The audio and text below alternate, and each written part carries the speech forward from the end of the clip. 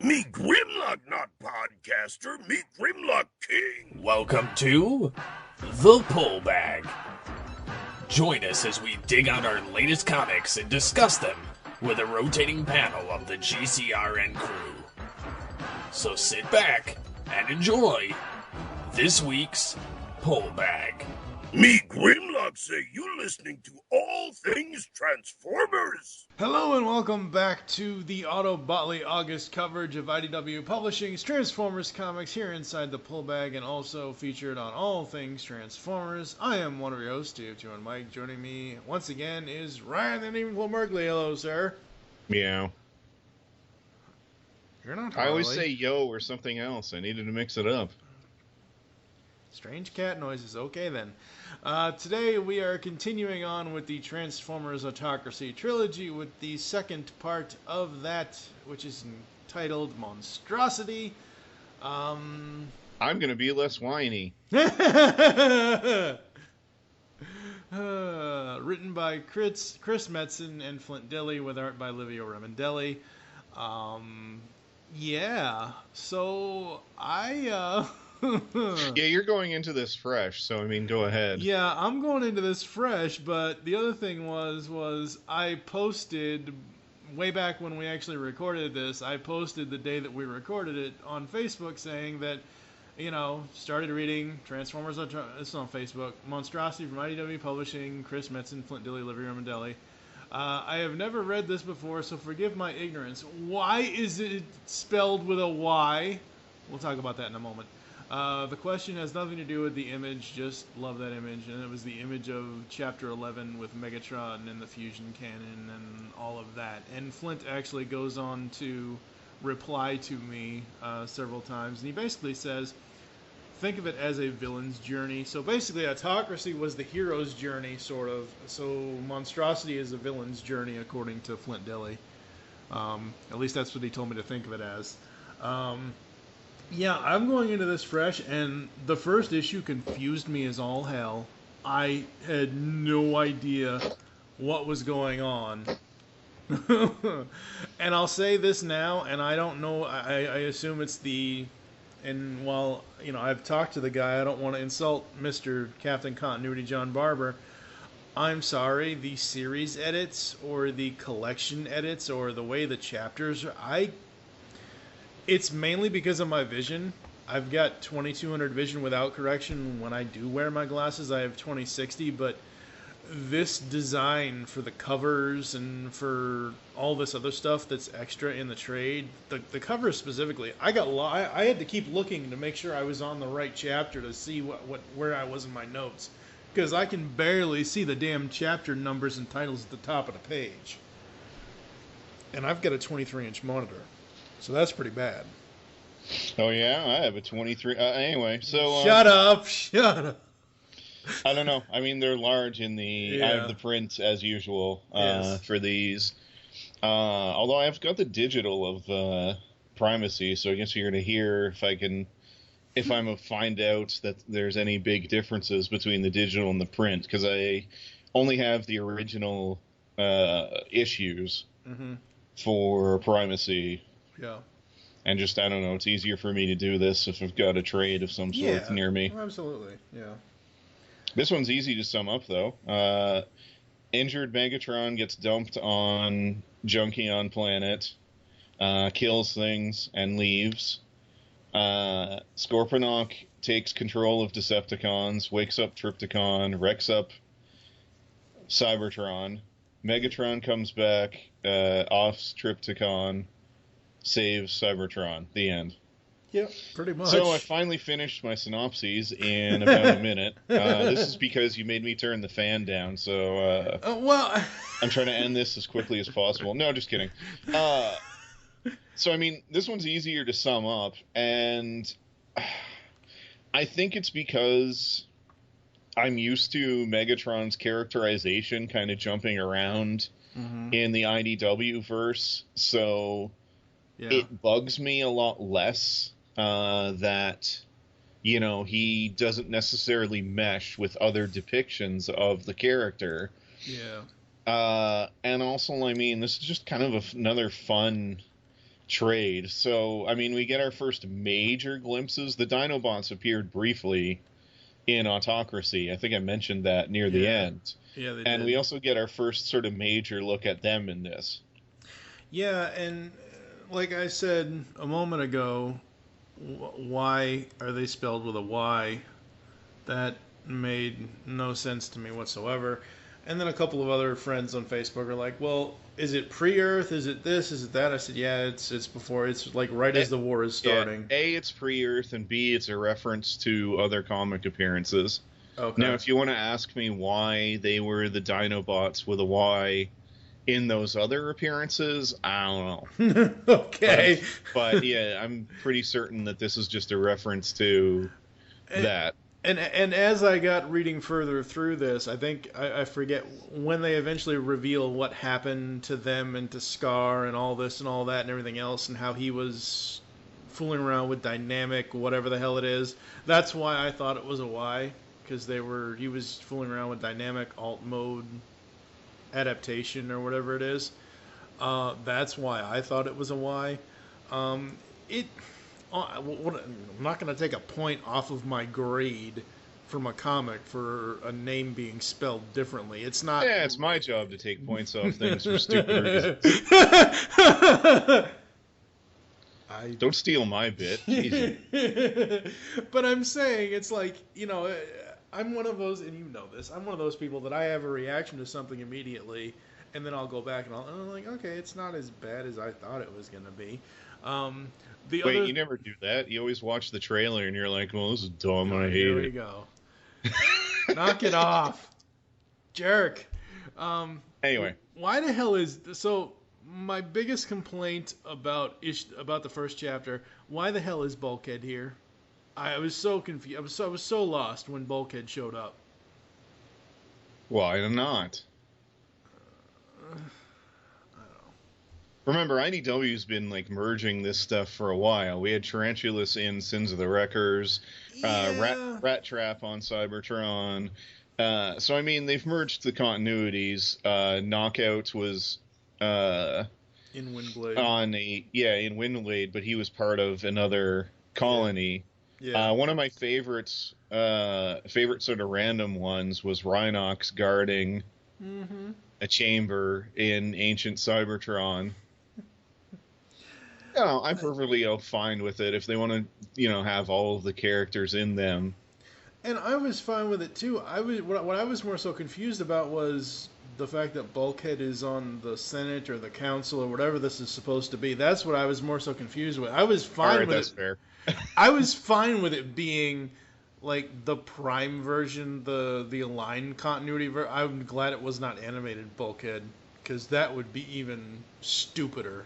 To have animated Bulkhead on a Senate committee, whatever the hell this is. So yeah. Okay. Yeah, I don't know. What were you thinking on the first two chapters, I guess? So yeah, I mean, I kind of lump all this together. I liked what they've done with the Dinobots.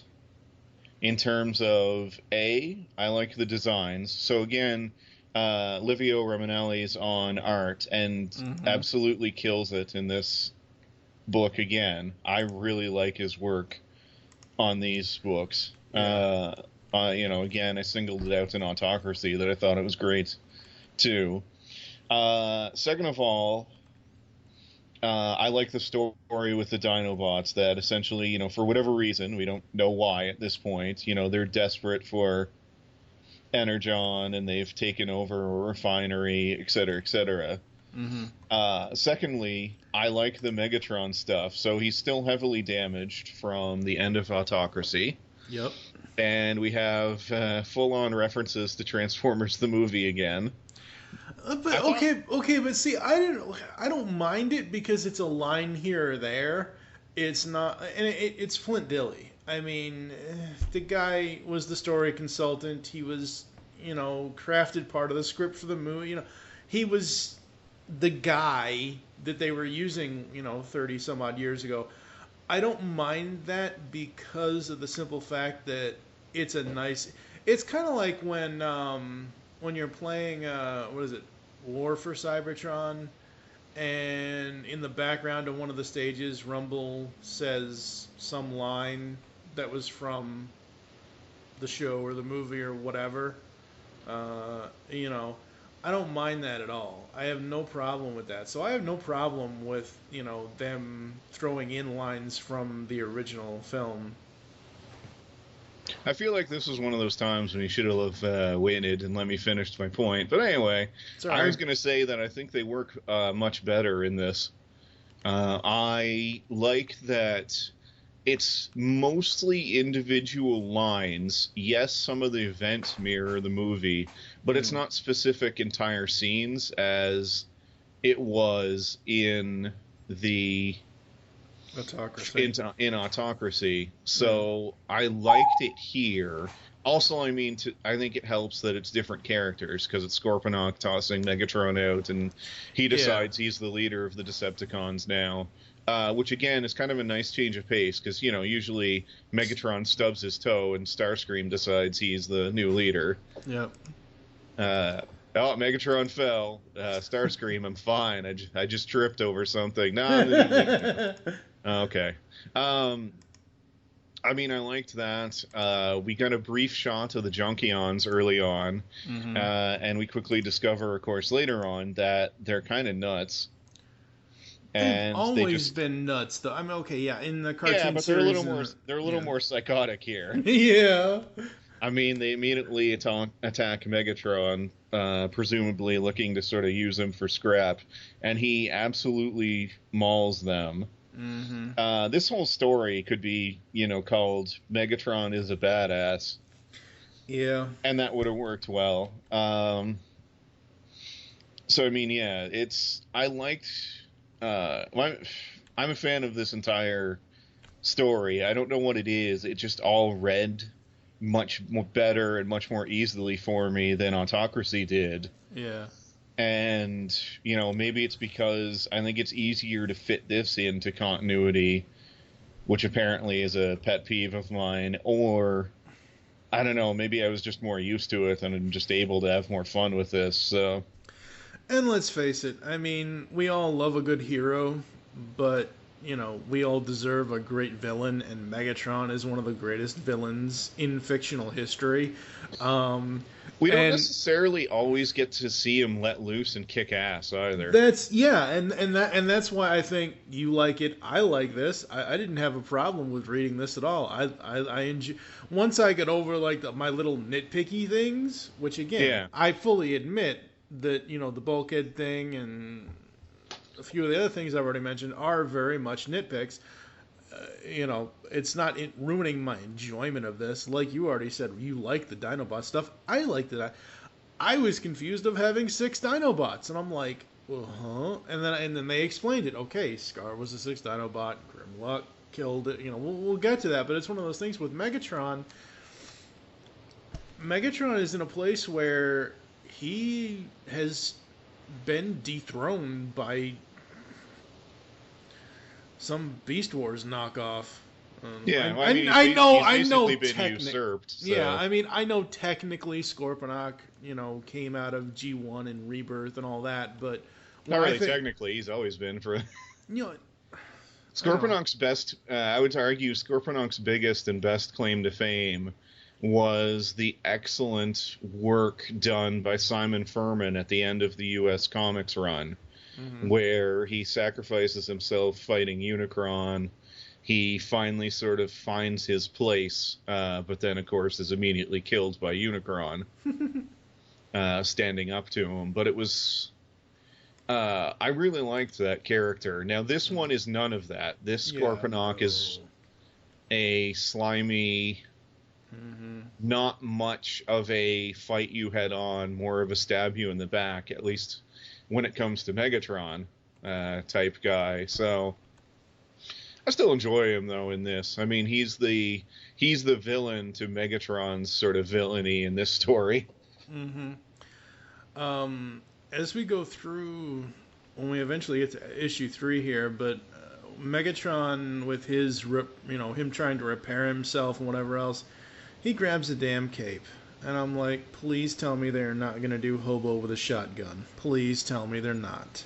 That movie was A, filmed no. in Canada, and B, badass. I'm not. There was a joke based on Revenge of the Fallen Megatron. Because how he dresses up in his little cloak and whatever else. Oh, jeez, yeah. Yeah, See, so... the clothes on Transformers, I'm not certain that always works, but yeah, I liked him in...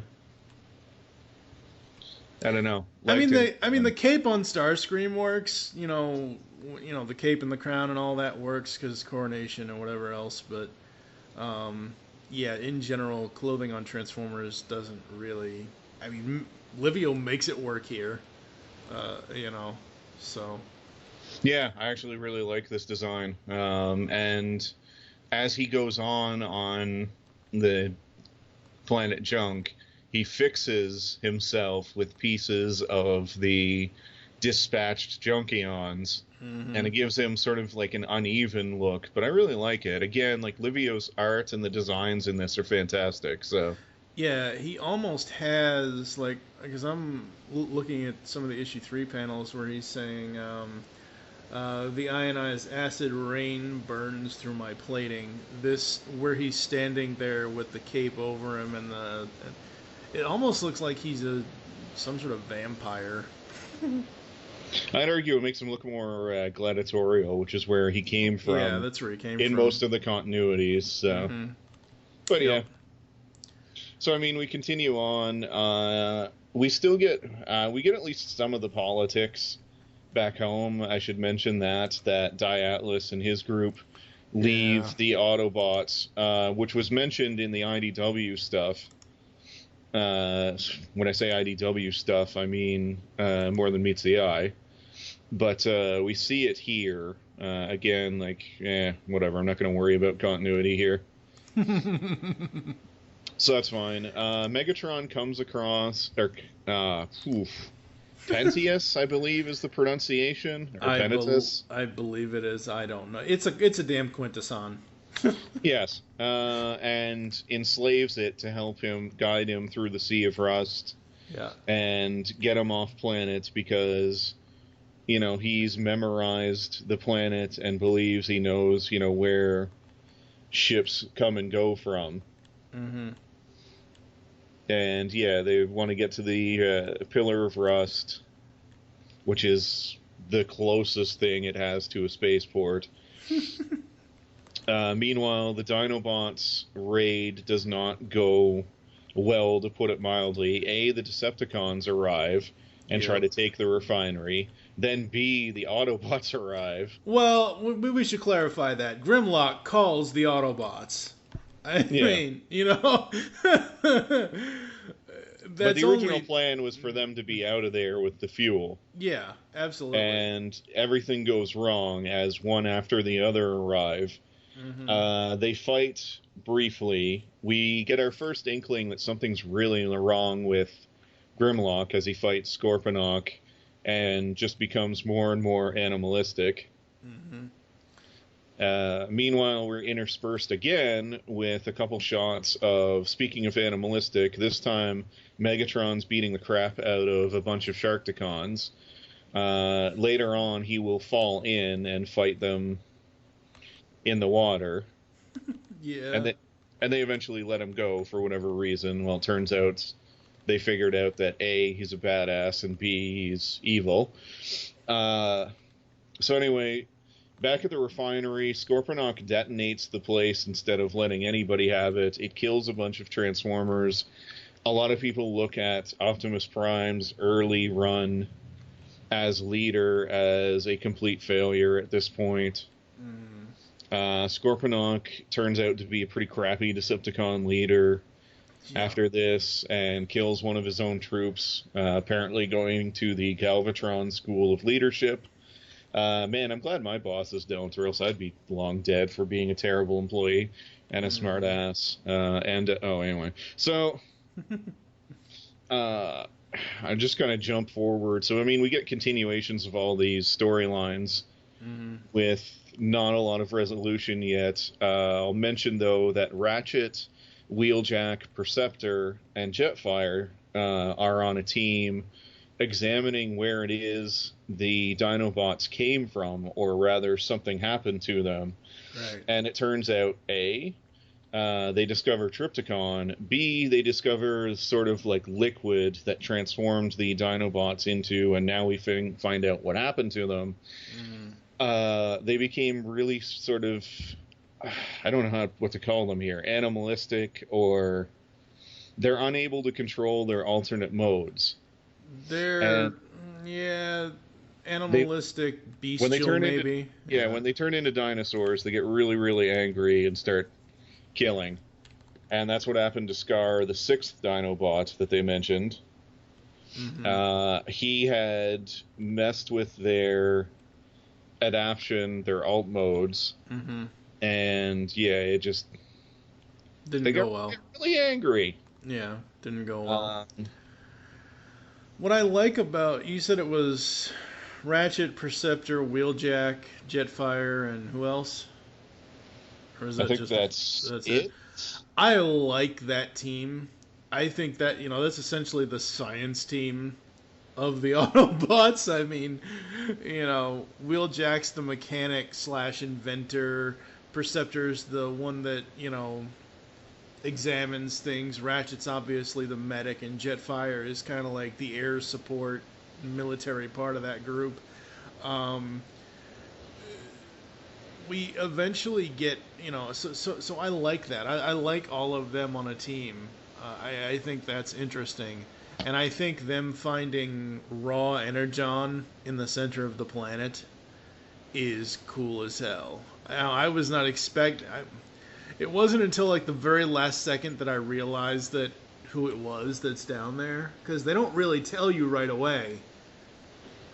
They don't really tell you it's Trypticon right away. They just tell you, oh, there's a dinosaur in there, or oh, there's this giant thing in there, or whatever. Well, they show his head. Yeah. There's not too many giant, like, Titan-sized dinosaurs in Transformers. Yeah, that's true. But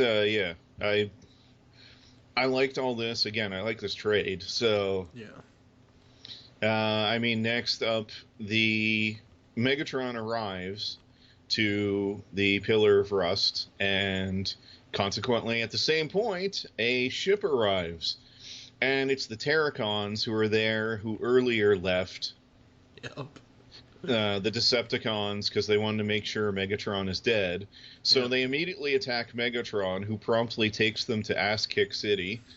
He gets roughed up a bit, and he rips the power out of his Quintesson buddy in order to kick the crap out of Hunger in particular. But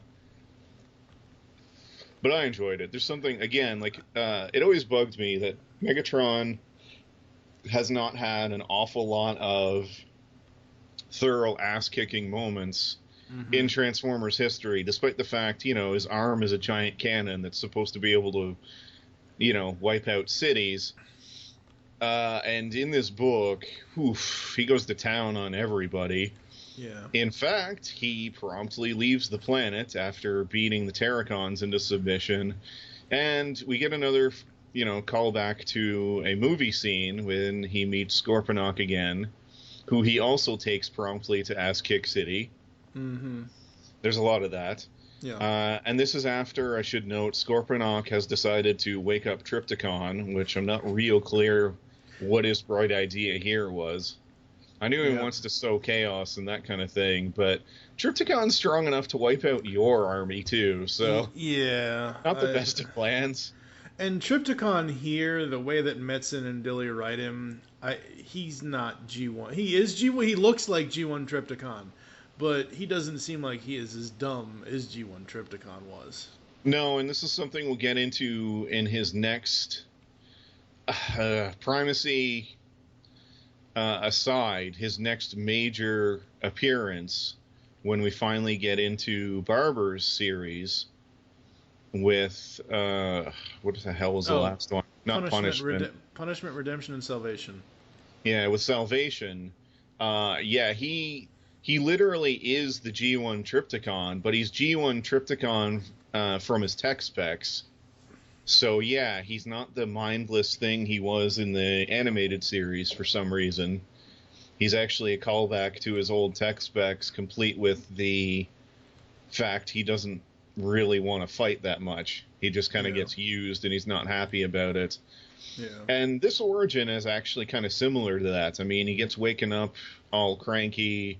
He's covered in that stuff that, you know, makes you angry, and he's being fed it on the inside, as Grimlock and Megatron discover when they are swallowed by Trypticon.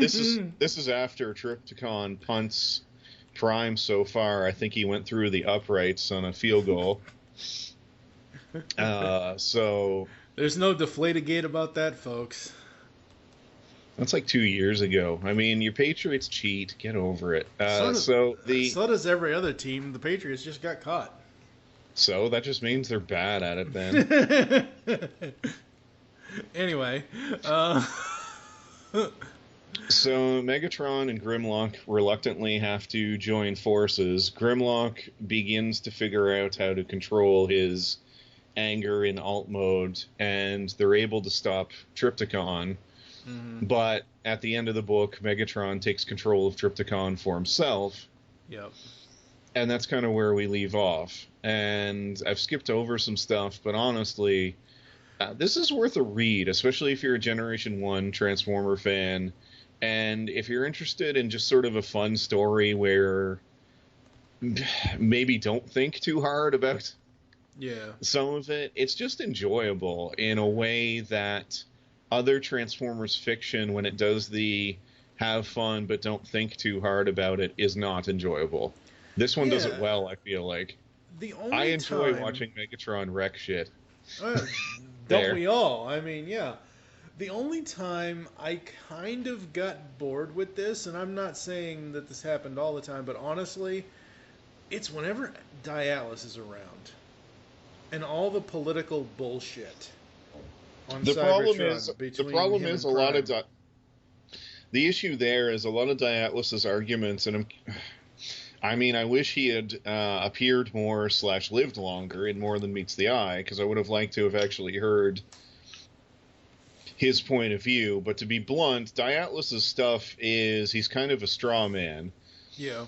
And doesn't want to give Optimus even any chance whatsoever, which I know the other Primes have been pretty crappy, but Optimus doesn't do anything to warrant Diatlus's anger in this book, in my opinion.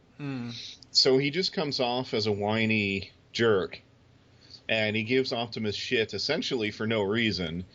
I mean, how's Optimus supposed to know Scorponok is a raving moron who's going to blow everything up?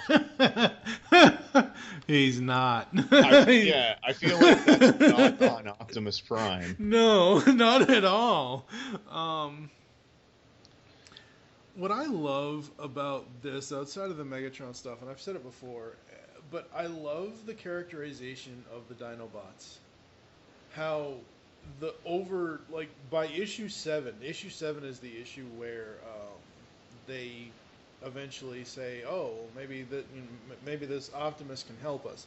Like, in the beginning, I didn't know what side they were on. I didn't know if they were just mercenaries for hire, if they were working for Atlas, or if they were working for some weird other Cybertronian. I didn't know what the hell. Or even the Decepticons. I mean, I was not sure what the hell the Dinobots were doing. You know, I understood the fact of, oh my god, we need to steal this stuff so we can get paid, so we can get off this rock, because if we transform, everybody's fucked. I understood that. What I didn't understand was who the hell they were working for to do these damn jobs at the time. But now, by the time we get to this point where Grimlock and everybody are like, well, we're just going to turn ourselves in because we need help. And again, it's character growth, it's character development. It's not something I would expect with the Dinobots in most cases, because, let's face it, most of the time the Dinobots are dumb. And I like it when the Dinobots are written intelligent. Like, you give me 6 issues of Grimlock's New Brain, obviously not that story over and over and over again, but something like that, where they can have their dumb moments, but overall they are intelligent. Well, it's one of the reasons I've always preferred the comic version of the Dinobots, where it's mostly just that Grimlock has a speech impediment. He's not an idiot. And Yeah. he also uses it because everyone underestimates his intelligence.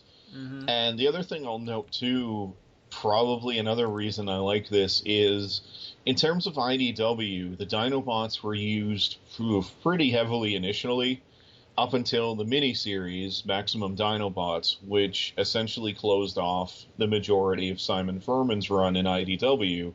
Mm-hmm. But since that point, they have been used ridiculously sparingly. Yeah. Grimlock has appeared in More Than Meets the Eye a couple of times. The Dinobots show up in RID, but without Grimlock, it's a very sort of different dynamic. And then, of course, there's the Dinobot trilogy that we'll get to from John Barber. Yeah. But for the most part, they haven't been seen very much. And they're a group of characters that got overused really heavily in Generation 1 in a lot of fiction. Well, that's because Simon loved them. Yes. I mean, and yeah. It's like if you create a set of characters or several sets of characters that you like using, you're going to use them in whatever you can. Yeah, for example, I mean, Nightbeat is one of Roberts' favorite characters. Yep. And so when he got the chance, he resurrected him post him getting killed in Furman's run. Although having said that, he's one of Furman's favorites as well. But yeah, you tend to use the guys you like, and you argue for the chance to use them, et cetera, et cetera. And so, yeah, I don't, it's not a knock against how they use them. It's just, it was welcome to see them again all together in Absolutely. an IDW book. Well, sometimes I'm silly. We all know this. But it's one of those, and sometimes I have my dumb, moments as well. There was a moment earlier where the Decepticons thought they were ambushing the Dinobots, and, oh, there's only 3 of you. What makes you think you can... I think it was the Scorponok battle earlier or something. And then Grimlock comes up behind him, and he's like, 3? Hello, 5... And then they start in the story of Scar, and I'm like, oh, there were really 6 Dinobots. Okay, because we all know Grimlock, Slag, and Sludge. Those are the 3 main ones. And then later, if you're looking at the cartoon continuity, Wheeljack created Snarl and Swoop. But I love the Dinobots here. There have been other uses for the Dinobots. Fall of Cybertron, outside of the actual IDW, it's IDW publishing books, but it's not within the main, Fall of Cybertron, and then Mergrid did Rage of the Dinobots, which I thought that was really done really well. It almost rivals this as far as how well that was done. And I talked about that years ago in the pull bag. So yes, Dinobots turn themselves into Prime. And that's where we begin with issue 8 here. Back at Iacon. Don't look at me, I skipped way ahead. Oh. Remember, I summed up basically the end of the book, so... The Dinobots turn themselves in, yes, I know, but end up having to fight because Trypticon wakes up, etc., etc. Insert rest of what I talked about. Yep. And this, issue 8 is the moment where I just... God, Bulkhead.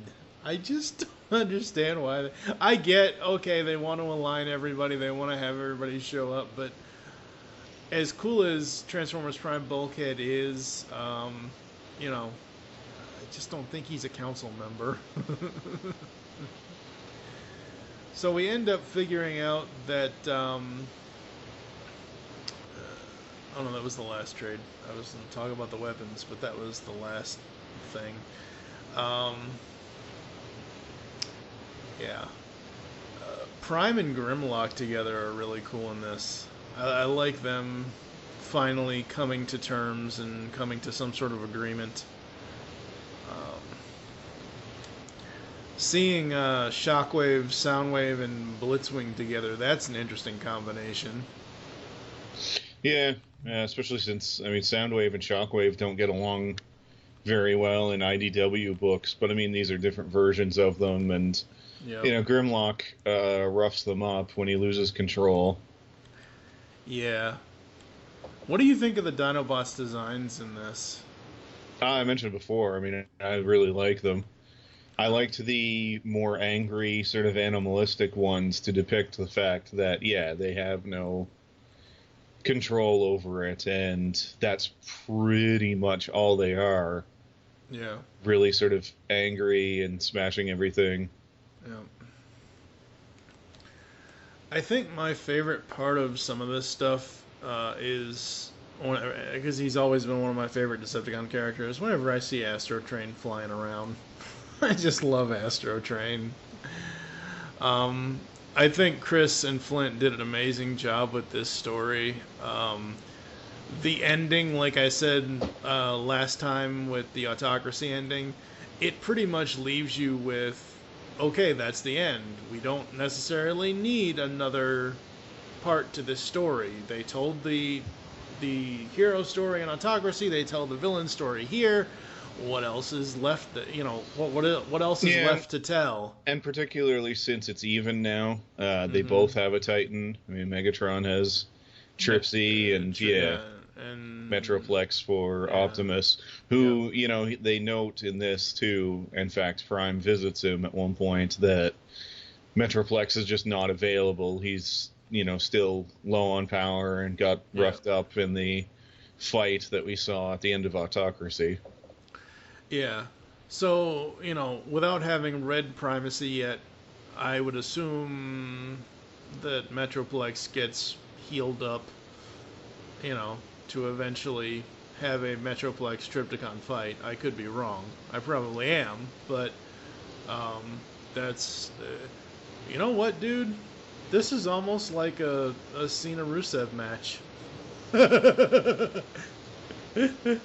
Or an AJ... who's AJ fighting with now? I don't know. It's almost like a wrestling match where Primacy is going to be the rubber match to see who actually gets the higher ground, the final win. Because I pretty much think Metzen and Dille said that Primacy was it. Primacy was the last part of this. There was not going to be another part of this story. No comment. I mean, you'll have to read it. I know. Dun dun dun. Yeah, that's next week, folks. Again, Livio's art. I love Livio's art. Chapter 10 and 11 are probably my favorite covers. Chapter 10 was Megatron with the gun and all the purple, and Chapter 11 is Trypticon. Just absolutely love it. I'm hoping, but I don't know. I'm hoping we maybe see Hot Rod in Primacy. Maybe. I doubt it, but who knows. Most of Chapter 11 reminds me almost of War for Cybertron and Fall of Cybertron in terms of Livio's art. A lot of the battle scenes with Prime and Trypticon remind me of the game style that they used. So maybe they looked at this at the time. Probably not, but... It's certainly possible. I mean, the War for Cybertron designs have been extremely positively received, probably because they're outstanding. Mm-hmm. So it wouldn't shock me, if there's elements taken from it. Yep. So by the end of Chapter 12, we've had the huge fight with Trypticon. We've got Megatron doing his thing, and like you said, Megatron now has his own Titan. Yes. I don't know. I still look at this series as solely G1. I don't look at this in the whole IDW aligned continuity thing. So I don't know. It's kind of weird referring to them as Titans, but whatever. Monstrosity was great. I just have fun with it. I don't. Yeah. For whatever reason, with this one, I was able to set aside continuity, et cetera, and just enjoy it. And again, that's my problem, not anybody else's with Autocracy. But yeah, I don't know. It's fun. I wasn't looking for, the deep sort of politics from early RID or something. So it worked. It did, to me, it worked and did what it set out to do. Yeah, absolutely. It very much set out to do what it got accomplished. A full-on villain's tale. It's almost a villain and hero's tale, because it's the Dinobots coming to terms with who they are, and Megatron kind of coming to terms with who he really is. There's several lines where both Megatron and Prime tell Grimlock, remember who you are. I think Metzen and Dille did an amazing job. Livio's art, oh god, it's just so good. Just so good. I didn't even have any problems with, action placements on, we've talked about this, No, everything seemed really clear, and the designs for everyone made it really clear who was who, etc., etc. Scientific gobbledygook, Starscream! So that's Monstrosity. What are you going to rate it 0 to 5, Ryan? I will give it 0 to 5. No, anyway. I'm going to give a 4 out of 5. It's just fun. Yeah, I'm going to give it a 4.5. There was only those few little nitpicky things, but those nitpicky things don't even really, come into place with, why I'm giving it a 4.5. I just think it's a really, really fun, almost perfect story. As I've already said, the art in it is great. So yeah, 4 and 4.5. So there you go. Coming up next on the Pull Bag is episode 150 of the podcast. So we are 50 episodes away from hitting 200. We will be the second podcast on the GCRN to ever hit 200 podcasts. Altered Geek with Steve Megatron was the first. And we're going to be talking about Transformers Primacy, which is That's pretty neat, especially when you consider, too, we're 50 listeners away from 50, so... You are an ass! An ass! Oh, God. So before I was so rudely interrupted, yes, Altered Geek and the Pull Bag are going to be the only two that have hit 200 numbered episodes in a row. Where can the people find you online, sir? At Nightbeat on Twitter. I am at TF2 and Mike on Twitter. You can follow at GeekCast Radio for all the other network updates. You can follow at the Pull Bag on Twitter as well for all of those updates. Make your greatest game in the comics, and we will catch you next time here inside the Pull Bag. Hooray! We've done it! Way to go! Look! It isn't even dented! Oh shit, what are we gonna do now? You've just heard the latest episode of the Pull Bag, the GCRN's comic review and discussion podcast. There are several ways to get in touch with us and leave feedback for the show. You can visit the website, geekcastradio.com, where you can comment on the episode and all of our different podcasts. You can rate our show on iTunes. Be sure to leave us feedback. Call the voicemail line, 502-526-5821. Please remember to tell us the show you are leaving the message for, and your name. Become a fan of us on Facebook by searching GeekCast Radio Network. Send us an email feedback at geekcastradio.com. Follow us on Twitter at GeekCastRadio. So until next time, make your great escape into comics and unleash the geek in you.